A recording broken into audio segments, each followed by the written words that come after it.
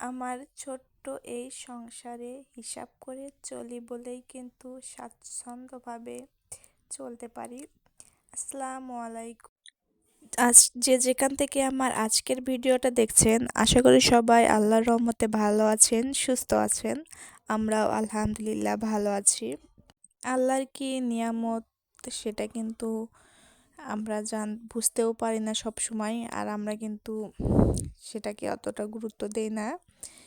এই যে দেখেন, এখানে কিন্তু একটা দেশি মুরগির ডিমের ভিতরে কিন্তু 2টা কুসুম হয়ে বের হয়েছে।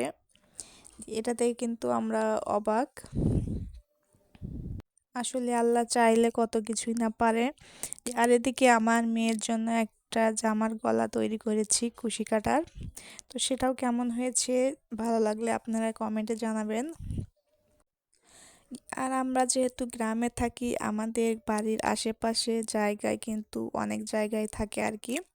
সেখানে কিন্তু আমরা গাছ লাগাতে পারি, যেরকম লাউ গাছ, মিষ্টি কুমড়া, বেগুন, আরও অনেক গাছ লাগানো যায় আর কি। তো এসব যদি একটু কষ্ট করে লাগাই, তাহলে কিন্তু আমাদের সবজিটা যেহেতু কিনতে হয় না, যেহেতু বেগুন গাছ, কাঁচামরিচ এগুলো লাগালে কিন্তু আমাদের সবজি খরচটা কমে যায়। আর এভাবে কিন্তু আমরা গ্রামের মানুষ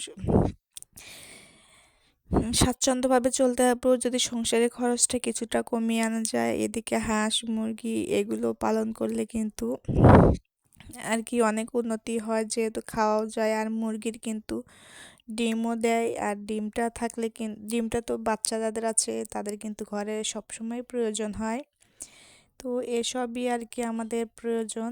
আর যারা ভিডিও দেখতে দেখতে এ পর্যায়ে চলে এসেছেন, একটা লাইক দিতে ভুলে গেছেন, তাদের থেকে ছোট্ট একটা লাইক আমি চেয়ে নিচ্ছি। আর যারা আমার চ্যানেলে নতুন ভিজিট করেছেন, আমার ভিডিওটা ভালো লাগলে সাবস্ক্রাইব করে যাবেন। আর যারা অলরেডি এই কাজটি করেছেন, তাদেরকে জানাই অসংখ্য অসংখ্য ধন্যবাদ। এদিকে সারাদিন কাজ টাজ করে তারপরে যে ইফতারির জন্য আমরা রেডি হয়েছি। আর এই যে আজকে ইফতারিতে মেহমান ছিল। আর এই যে এখানে রাত সেহরিতে খাওয়ার জন্য মুরগির মাংস, তারপরে এখানে মাছ ভর্তা করব, আর মাছের তরকারি রান্না করেছি, কারণ আজকে আমার বাসায় মেহমান আছে এজন্য। তো আজকের মতো এখানেই, আল্লাহ হাফেজ, সবাই ভালো থাকবেন।